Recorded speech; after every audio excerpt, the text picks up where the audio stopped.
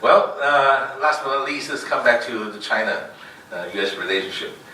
Bilaterally, both Beijing and Washington have realized that engagement is important. Over 90 regular government-to-government dialogues between agencies in the two countries take place every year. Nevertheless, as a keen observer wittingly stated, between the US and China, there have been numerous meetings, many engagements of dialogues, but too little understanding, scarce empathy, dwindling mutual trust and respect, and a deficit of trust, and practically no cooperation. How can we ensure that a reliable communication channel exists between the two countries to prevent conflict caused by accidents or miscalculation? President Trump is noted to value personal relationship exceedingly, that he can be very, very nice to his friends and very, very nasty to his enemies, especially when he is provoked. Would it be advisable to arrange a most early occasion for President Trump and President Xi Jinping to meet and become buddies? Or for President Xi Jinping to invite Trump for an extended visit to and tour of China? Both China and the United States are encountering similar and tremendous global challenges: climate change, epidemics, natural disasters, terrorism, poverty, energy security, food security, financial instability, and so on. So what are the common interests between China and the United States? As climate change is now a lost issue under President Trump, can both countries find some areas in which the two countries can see eye to eye and cooperate? What are the prospects for meaningful cooperation on infrastructure, space exploration, clean energy, food security, cyber governance and security, and so on and so forth? Jim? I'm going to talk in the later speech about energy, so I'll skip the energy for this discussion. I think that the key thing is not to get bogged down in rhetoric or in branding or in themes, but to start working together on getting things done. That's one of the reasons why the One Belt, One Road initiative is attractive. It would seem to offer an opportunity for China and the United States to start working together on some things that obviously are needed, like bridges and so on. And if we can somehow get the people from the two governments and from the corporate interests as well into the batting box, so to speak, into a world in which they're working together to start to get things built. I think a lot of the agonizing will go away, or at least will be damped down. But we can't behave the way we did after the election of 8 years ago, when everything was supposed to be shovel-ready, and I think Nancy and I drove past at least half a dozen of those shovel-ready places in the streets of Washington, D.C. a few days ago that had been shovel-ready for essentially a decade and are likely to be shovel-ready for a long time later, unless we get the engineers into the business instead of just the bureaucrats and get to building things. Good. Yeah. I think that the biggest risk of US and China relations is not on some specific issues like trade war, like Taiwan, like South China Sea, but less in the maybe the lack of the new channels to contact with each other. Because on one hand, Donald Trump, his cabinet members still yet to be fully achieved, and his assistant secretary level still yet to come. And he, on the other hand, he himself hates different existing channels like S&AD, like military to military, like human rights, sorts of things.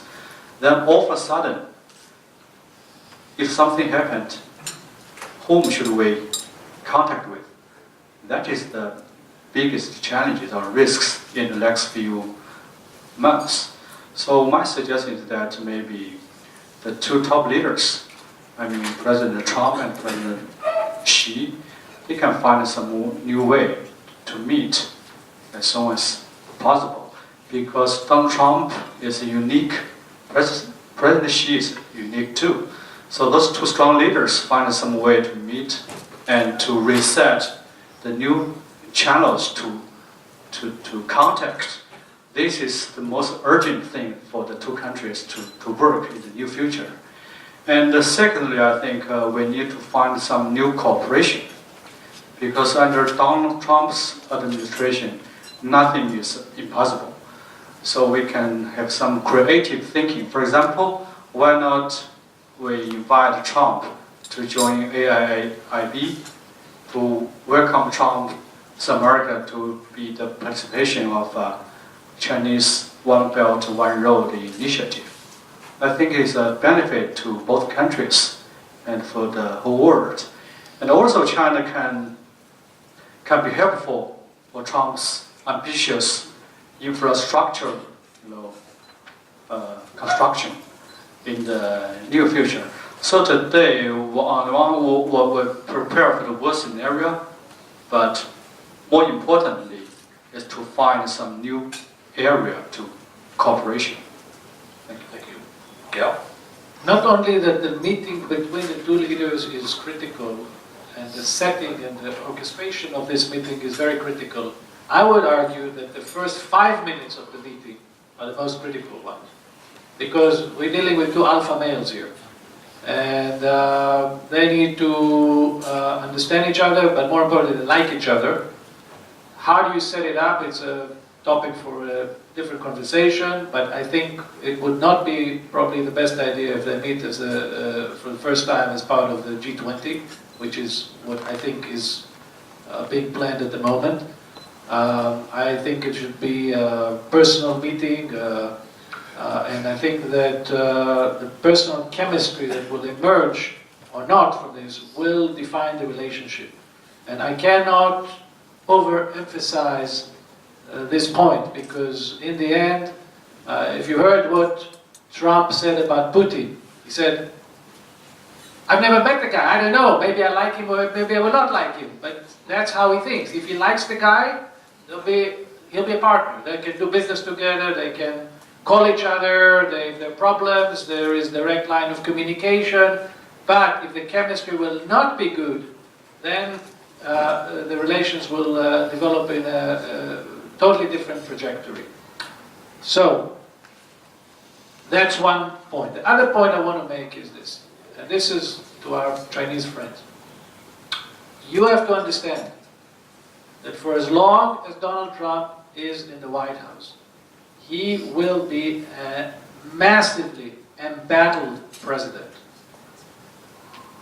There are enormous forces in the United States, in the intelligence community, in the bureaucracy, in the State Department, people who are committed to destroy his administration.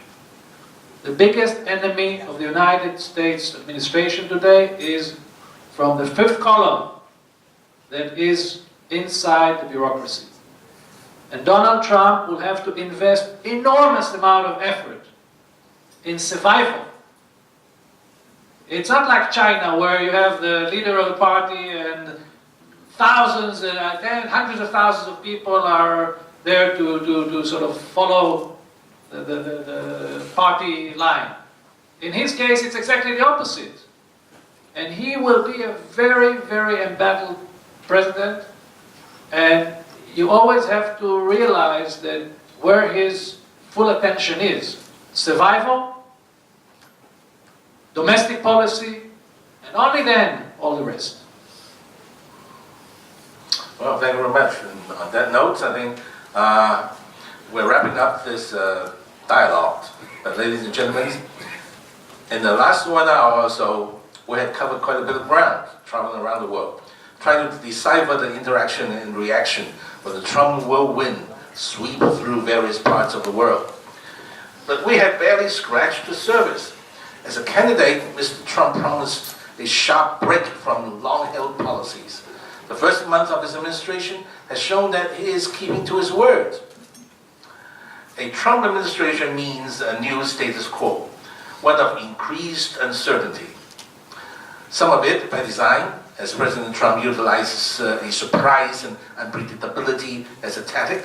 Some due to the degree of change promised, in many cases radical and unprecedented. And some due to the experience suffered by all new administrations who struggled to govern effectively as they learned the ropes and against a steep learning curve. Despite the uncertainty surrounding the new administration's sense of strategy, nevertheless, it is possible to identify a likely course of action for the Trump administration, as well as to anticipate the potential consequences. And this is what we have done in our panel discussion today.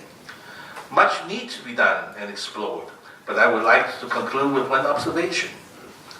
America's well-being depends on the maturity of judgment to cooperate with China as a major global power that can and should share the responsibilities to promote global peace and sustainable development. Working together through the United Nations, China and the United States can and should work together and with other countries to prevent or end the regional wars, stop terrorism, eradicate the last remnant of extreme poverty, and confront common hazards such as newly emerging diseases. Foreign policy challenge of the 21st century will be to manage cooperation among regions, face common crises, moving past the age of empires, decolonization, and Cold Wars, and into the age of sustainable development.